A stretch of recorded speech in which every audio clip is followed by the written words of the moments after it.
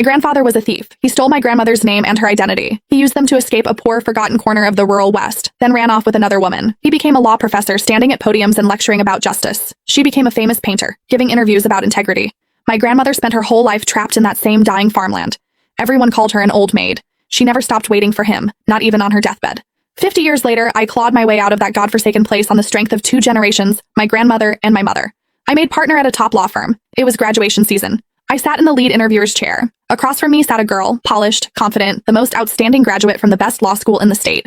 I opened her resume and flipped through it page by page. Then I stopped at the family information section. I stared at that name for a very long time. I looked up at her and said quietly, "You didn't get the job." The girl's smile froze on her face. "Excuse me?" I closed her file and repeated, more loudly this time, "You didn't get the job." The other interviewers exchanged glances. The partner on my left leaned in and dropped his voice to a whisper. "Ms. Smith, she's only 22, national mock trial champion, 6 published papers in top journals. She's a star. Please reconsider," he whispered, but the room was too quiet. She heard. She straightened up. "I've made my decision," I said, pushing the file aside. "Isabel Harrington, you didn't pass this interview. Please leave." Everyone stopped breathing. Her composure finally cracked. She slammed both hands on the table and stood up. "What do you mean?" I didn't answer. I just looked at her face. Her eyes, her nose, the line of her jaw, all painfully similar to an old photograph I had stared at for years. My hands clenched. Her brow furrowed in anger.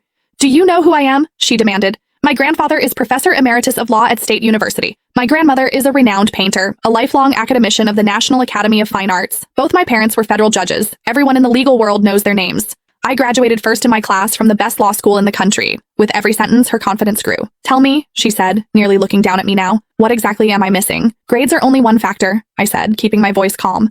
"In this profession, I also care about character and a clean disciplinary record. As for your family, they don't give you any extra credit here. Please leave." She stiffened. This was probably the first time anyone had ever rejected her so publicly. Her face flushed red. "You're maliciously targeting me." She snatched her papers and jabbed a finger at me. "Evelyn Smith, right? Just wait.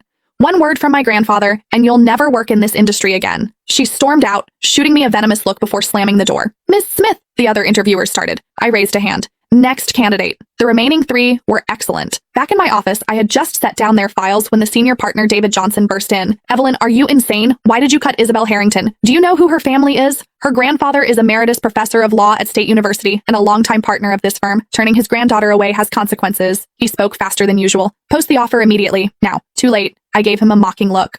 "I've already returned her file." His face went blank. Then his phone rang. One glance at the caller ID changed his expression. He walked out without another word, throwing me a look that said, "You have just started a war." I wasn't afraid. I had waited too long for this day. I finished reviewing the other candidates' files. The door opened. David Johnson walked back in, slightly hunched, escorting an elderly woman. "Ms. Smith, this is Isabel's grandmother, Mrs. Harrington."